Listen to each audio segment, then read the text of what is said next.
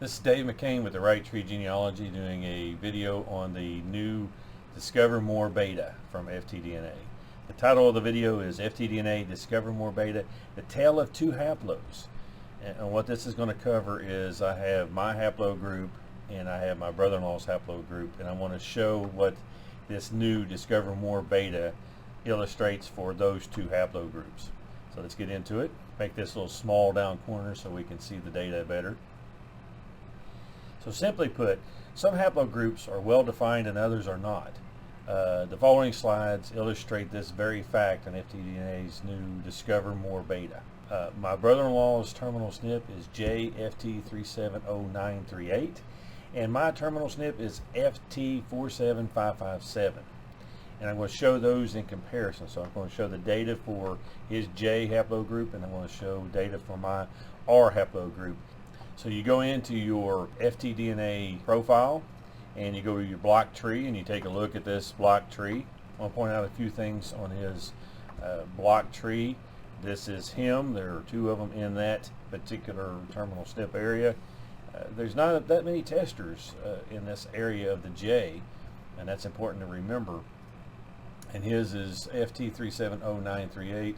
And the next one up from him, which has 1, 2, 3, 4, 5, 6, 7, 8 SNP block before it gets up to the JY12007. That's kind of an important information to know there, that there's a lot of SNPs that exist, either defined or not defined as they are as PVs.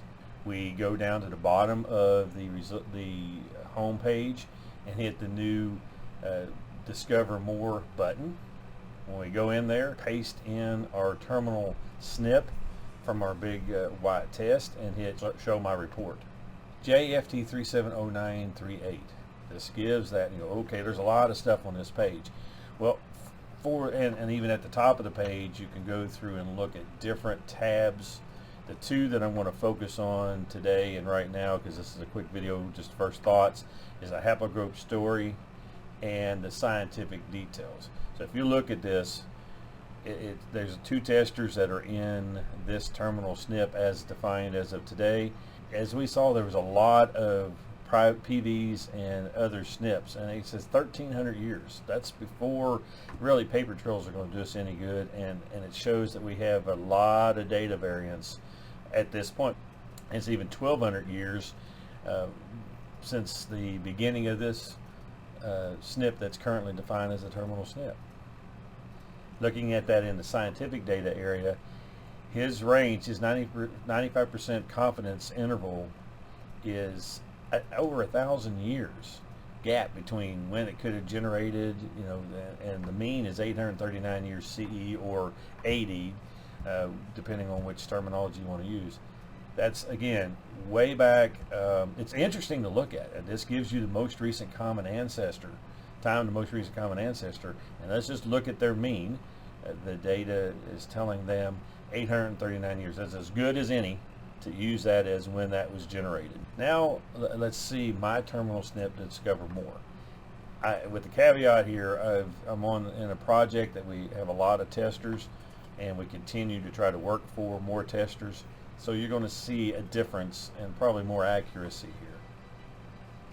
My terminal SNP, when I go into my block tree, is FTA 47557, and you notice there's very few SNPs blocks above it that have more than 2 in them.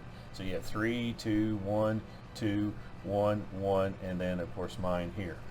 That's an important thing to see, and we have a lot of testers just in this one area. When you go into that same Discover More page for the FTA 47557, you'll see it looks, the diagram looks the same, but look at the number of years. We're talking 150 years ago for the FT294408 is what they're estimating, and 100 years ago when this one was formed.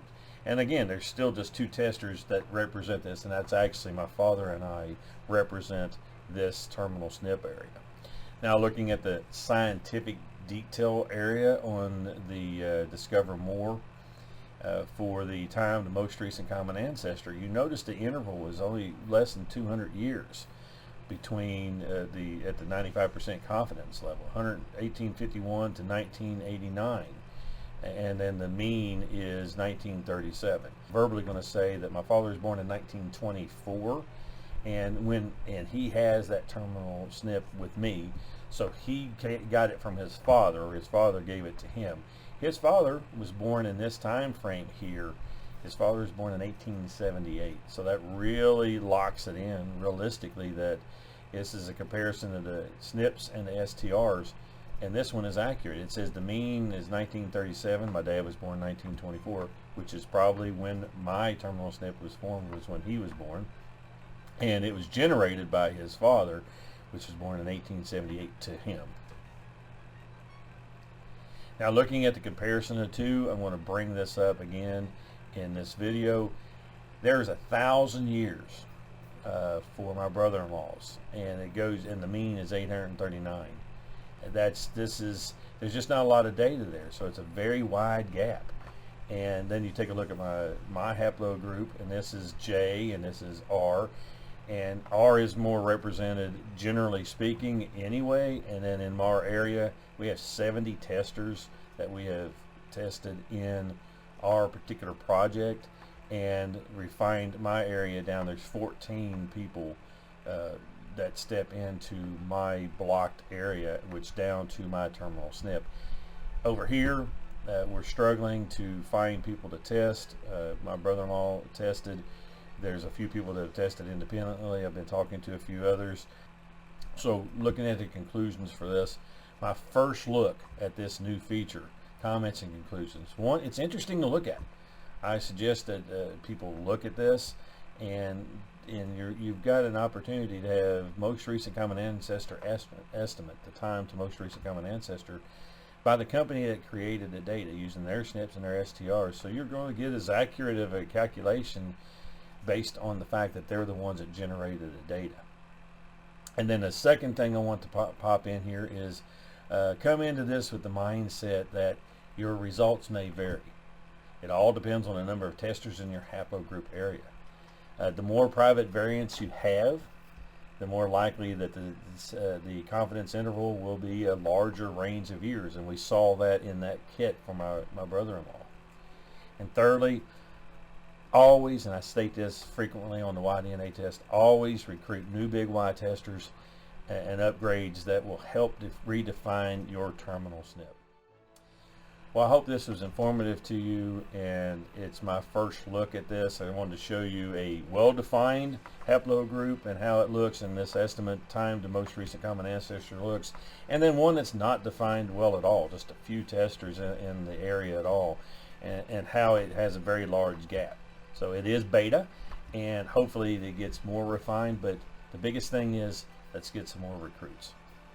With that said, please consider subscribing right here, giving it a like, click the bell notification for future videos so you'll know that they're coming out, and let's continue learning together.